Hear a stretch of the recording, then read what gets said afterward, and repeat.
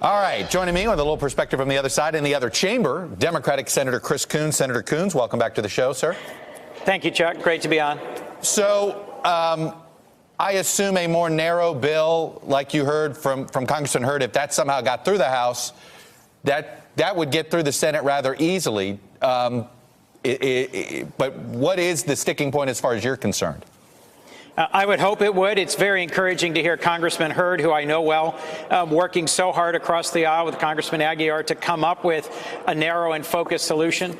But frankly, what is the sticking point? The sticking point is we have a president whose engagement, whose role here shifted back and forth from welcoming and supportive and constructive last Tuesday when he hosted a bipartisan meeting in the White House, kept it open to reporters and said, whatever you guys come back with, that's a deal I'll embrace. I'll take the heat.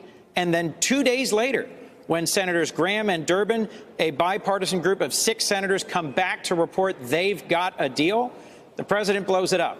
So if we knew that President Trump would take leadership here and would get us over the finish line with some deal, and we've got a good one here in the Senate, that tees up border security and a DACA fix, we could get this done. We've got several days. There is already a bipartisan deal on the table here in the Senate.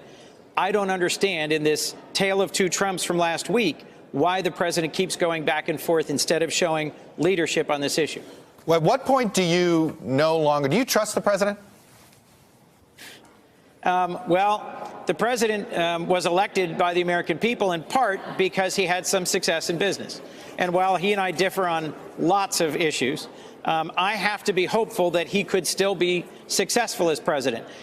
Getting this deal over the line, avoiding a government shutdown this Friday, keeping us moving forward, that show real leadership.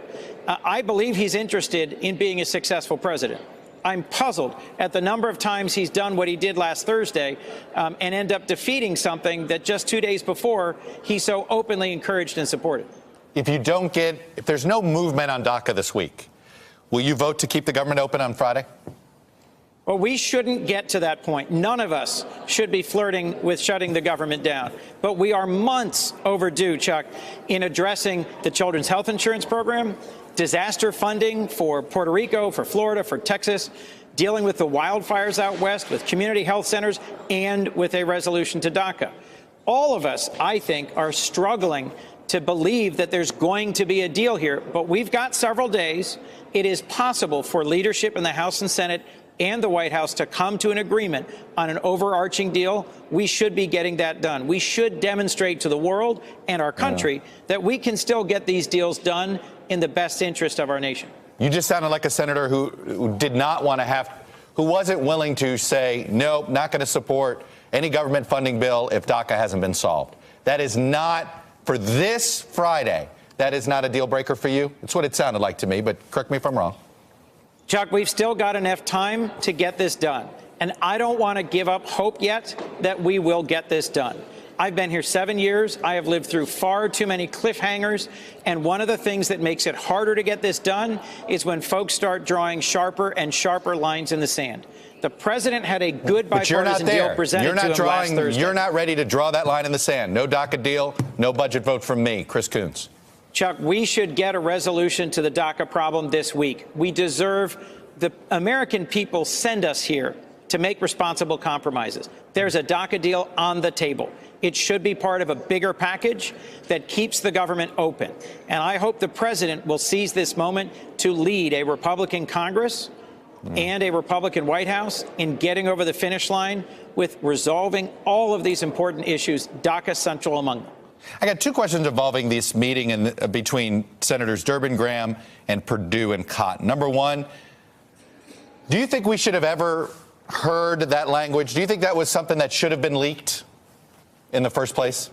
You know, it is, of course, regrettable that the president swears. But it's not surprising that our president swears. Lots of people swear. I even swear on occasion. What's deeply regrettable is what he was swearing about and what it implied, suggesting in the rough and vulgar language he used that there are certain nations from which we don't want people, and there's other nations, Nordic nations, from which we do want people, led to an inevitable conclusion that what he was saying was racist. and the timing and the context was Right. particularly So unfortunate. you think it's now important that devolved we into a learn? fight. It's important that this went public. I think when a president is hosting a meeting that important, where a bipartisan deal's been presented, and where the motives spoken by the president for breaking the deal are that base, I can understand why certain participants felt it important to be clear about why that deal wasn't embraced. Has your view of Senators Cotton and Perdue changed? I think it's really unfortunate that we've gotten into a mud pit of he said, and senators accusing each other of being untruthful.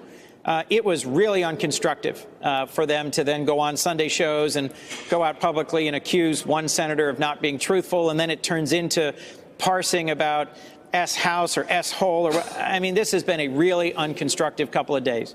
Who's being let down here? 800,000 dreamers, hundreds of millions of Americans, our reputation in the world. If I were betting on whether the United States is able to overcome the challenges we face in the world, I'd be betting less in favor of America if I were one of our friends or adversaries around the world after this messy, disappointing incident. My hope is that in the next couple of days, Chuck, we can save this and do a bipartisan deal that gets us moving forward again. All right. Senator Chris Coons, I'm going to leave it there. Democrat from Delaware, thanks for coming on and sharing your views. I appreciate it. Thank you, Chuck. Hey there, I'm Chris Hayes from MSNBC. Thanks for watching MSNBC on YouTube. If you want to keep up to date with the videos we're putting out, you can click subscribe just below me or click over on this list to see lots of other great videos.